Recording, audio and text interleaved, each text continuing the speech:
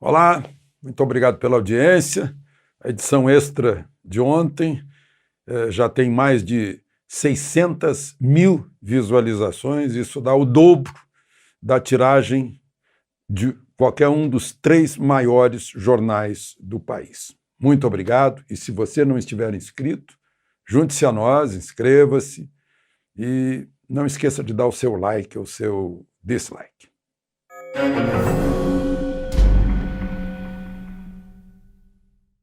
Bom, hoje ainda vamos refletir um pouco sobre a divulgação do vídeo da reunião ministerial. Eu fiz algumas anotações aqui simplesmente para não me perder, para correr uma certa ordem, né? Vejam só, favoreceu o presidente, sim, e deixou constrangido o ex-ministro Sérgio Moro, né? Por quê? Porque muitas manifestações do presidente, do dia a dia, são sonegadas ao grande público, não aparece, né, na mídia tradicional. E foram obrigados a mostrar, até na tentativa de deixar o presidente mal. Acabaram mostrando o presidente enérgico, o presidente fiscalizando, cobrando dos ministros, reafirmando os princípios que ele expôs na campanha, todos aqueles princípios que os eleitores dele conhecem. Favoreceu porque marcou, como eu disse na edição extraordinária, um reencontro do presidente com seus eleitores. Não que ele tivesse afastado, mas que não mostravam, né? Por isso, e ninguém pode acusar o presidente de palanqueiro, né, de demagogo, porque não teve lá o demos, né, o povo. Era uma reunião fechada. Tudo aquilo que ele disse não era para o povo ouvir, o povo acabou ouvindo, porque o ministro Celso de Mello obrigou a divulgar, né? Aliás, o presidente postou aí o artigo 28 da Lei de Abuso de Autoridade, dizendo que daria pena de 1 ano a 4 anos a divulgação de trechos que não tem nada a ver com o caso, violando a intimidade, né, das pessoas. Aí eu não sei se é a intimidade, mas, no fim, violou, sim, a privacidade de uma reunião ministerial, uma reunião de governo, que é um topo de importância, né? Chamaríamos até de questões de segurança nacional, porque não era, como eu já disse aqui, não era para ser nem publicada, porque não se chamou a imprensa para assistir, e nem pública, porque não se chamou o povo.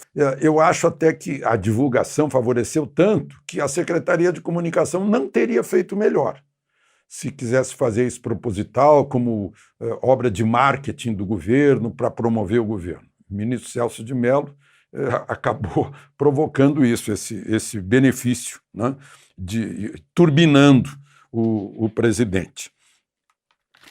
Foi uma espécie assim de rompimento do cerco da mídia, né, que só mostra o lado ruim, né, só mostra o que ela supõe que seja o lado ruim. Agora mostrou pensando que era ruim, e o que se viu foi um sucesso para o presidente. Bom, a outra questão é o ministro Sérgio Moro, né? A gente viu lá um ministro constrangido, de braços cruzados, recebendo indiretas do presidente, algumas diretas, né? O presidente reclamando que a justiça não se manifestou, ou seja, o Ministério da Justiça e Segurança Pública, sobre prisões arbitrárias de pessoas como aquela senhora na Praça de Araraquara, como a senhora e a criança na praia de Copacabana, né, como aquele comerciante lá no Piauí, né? Interessante que a ministra Damares, né, ainda corroborando essa posição, disse: não, presidente, o Ministério dos Direitos Humanos vai processar prefeitos e governadores que tiverem atentado contra os direitos humanos. Quer dizer, foi um choque para o ex-juiz da Lava Jato, né? Foi um choque, não tinha saída, tinha que sair mesmo, parece que foi 2 dias depois que ele saiu, né? Uma outra questão, pena que isso enfraquece o ministro na força política, né? Ele ia sair como candidato à presidência da República contra o presidente, depois disso ele sai enfraquecido, né? A ministra Damares mostrando a ele como deveria ter agido.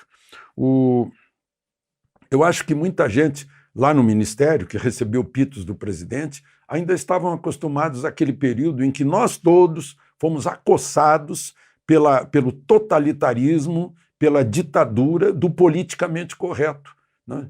que nos impõe até um medo de pensar, né? Que nos indica como devemos pensar. É uma coisa incrível, né? É aquele totalitarismo que está sendo aproveitado nessa pandemia. Olha, é para o seu bem, hein? Você fica em casa, é para o seu bem, você faça isso, faça aquilo, é para o seu bem, né? Como mostra um vídeo muito bom que está circulando na internet aí do sujeito pintado de azul aceitando tudo, né? Bom, uma outra questão é o ministro Celso de Mello. Eu fico me perguntando, né, o que foi, o que deu no ministro, né? Parece que é uma sucessão de provocações, né? Primeiro, aquela história de conduzir generais 4 estrelas sob vara, né? Desnecessária. Depois, encaminhar o pedido de um partido político. Ele poderia liminarmente jogar no lixo e arquivar, dizer que é incabível, né?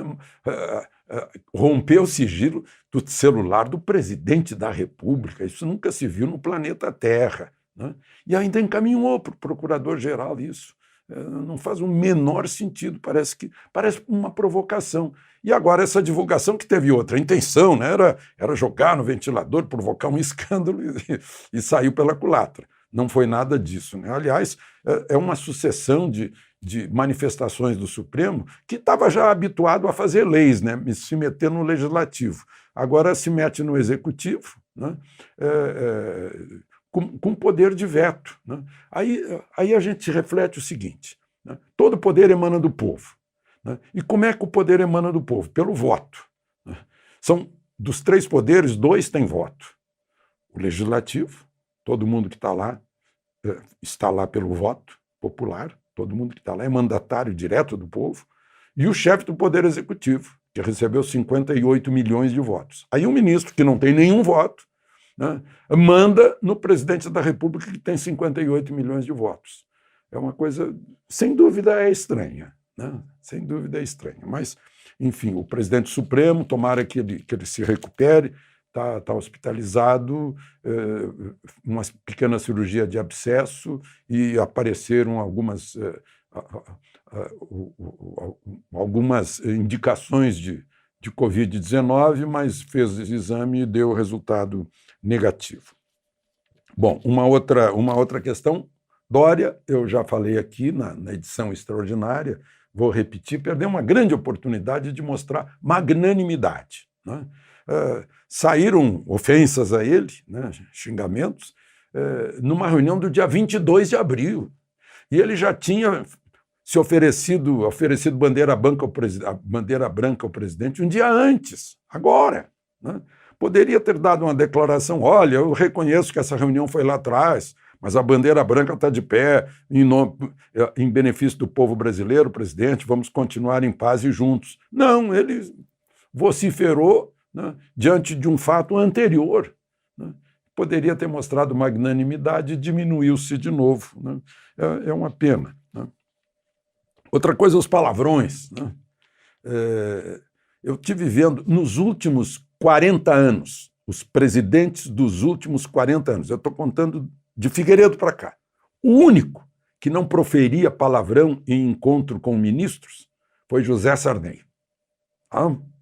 Então, só para a gente registrar isso, né?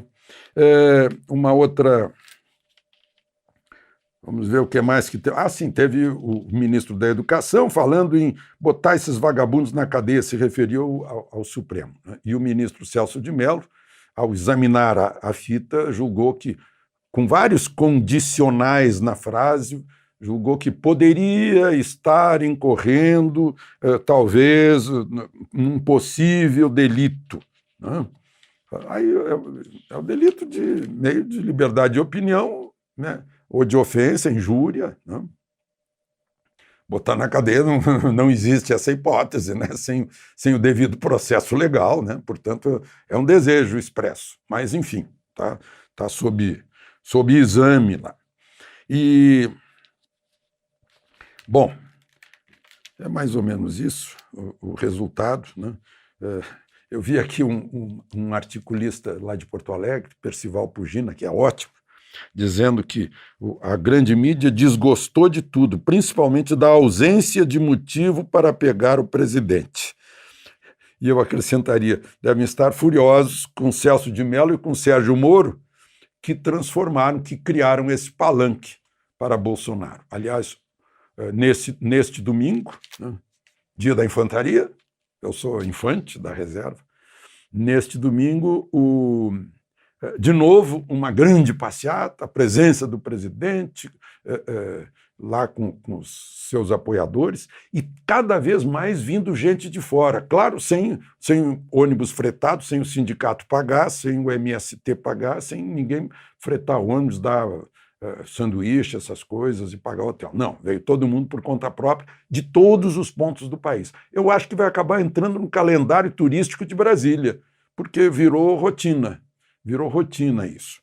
E, bom, aí para concluir,